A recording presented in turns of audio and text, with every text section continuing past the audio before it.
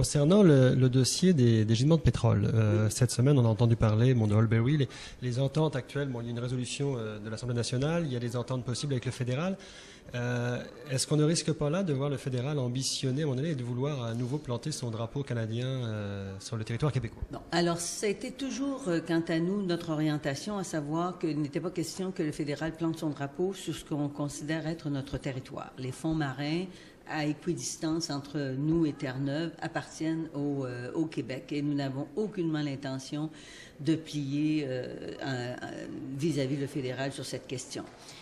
Mais l'entente est globale pour l'Assemblée nationale, en fait. Oui, l'entente est globale pour l'Assemblée nationale et nous sommes très contents que les libéraux aient accepté notre motion parce que c'est une proposition qui a été présentée par Bernard Drainville du Parti québécois, député de Marie-Victorin, porte-parole en matière d'affaires intergouvernementales, et le parti au pouvoir, le Parti libéral, y a apporté des amendements. Nous sommes d'accord pour une entente semblable à celle de Terre-Neuve. Remarquez que si elle était semblable à celle de Terre-Neuve, il exclurait le calcul dans le calcul de la péréquation les redevances que nous retirions de l'exploitation du pétrole, alors qu'ils ne traitent pas les ressources naturelles du Québec de cette façon-là lorsqu'on les exploite. Donc, en ce sens, je crois que c'est une entente qui pourrait être intéressante, mais il faut que cette entente préserve la propriété des territoires. Et sur ça, il n'y aura jamais aucun passe-droit de notre part. Selon ce qu'en fera le gouvernement libéral, est-ce qu'on ne prend pas le risque de revivre une autre période du chiffon rouge? Ben, j'espère que non. J'espère que non. Mais vous savez, je regarde le Parti libéral. Ce qui est assez désolant de voir la façon dont ils ont fonctionné. Actuellement, ils sont en train de laisser entendre que les planètes sont alignées. J'entendais la ministre cette semaine dire on va arriver sûrement à signer une entente avec Ottawa. Savez-vous que ça fait 7 ans qu'ils sont au pouvoir, que moi j'ai des lettres dans mes cartons, dans mes documents, qui sont des échanges qu'avait eu le gouvernement du Parti québécois au tournant des années 2000, en fait 2002, avant que nous ne quittions le pouvoir. C'était Rita Diane Marcelet avec M. Danny Wall, qui était ministre à ce moment-là à Ottawa. Ça, c'était en 2002. Comment se fait-il qu'en 2010, 8 ans plus tard, un gouvernement du Parti libéral n'ait absolument rien fait?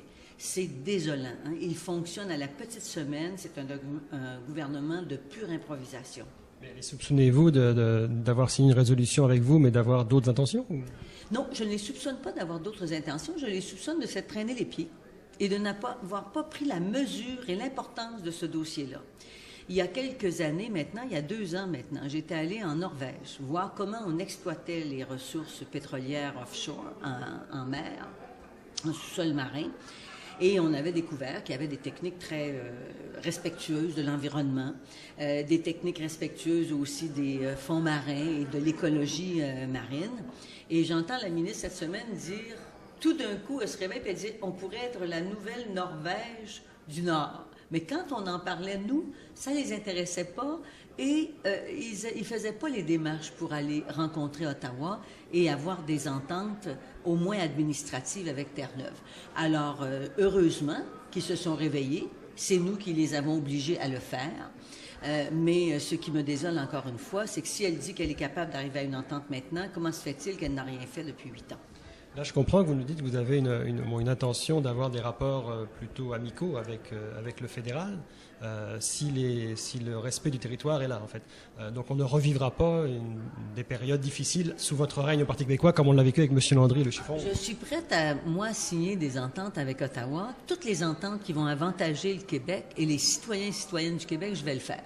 Vous savez, j'ai déjà signé 2 ententes avec Ottawa. Une administrative pour nous permettre de retourner des jeunes qui étaient à l'aide sociale, de les retourner sur le marché du travail en pouvant bénéficier de leur aide sociale parce qu'il y avait un partage des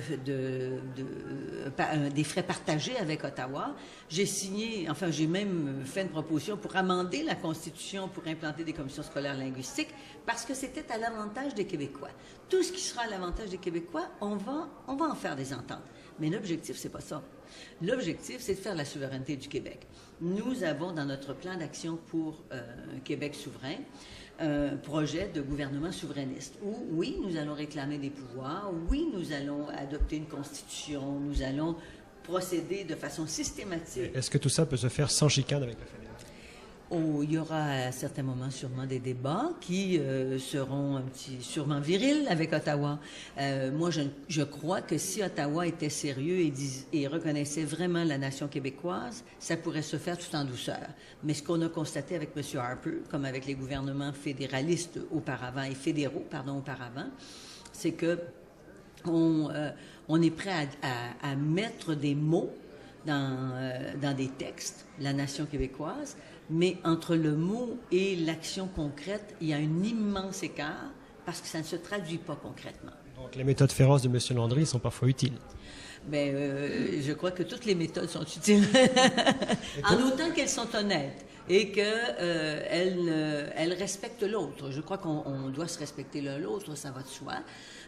On pense pas pareil, mais cependant, on doit être capable de s'asseoir et de négocier, surtout qu'il s'agit de répondre aux besoins de la population québécoise lorsque nous demandons certains pouvoirs.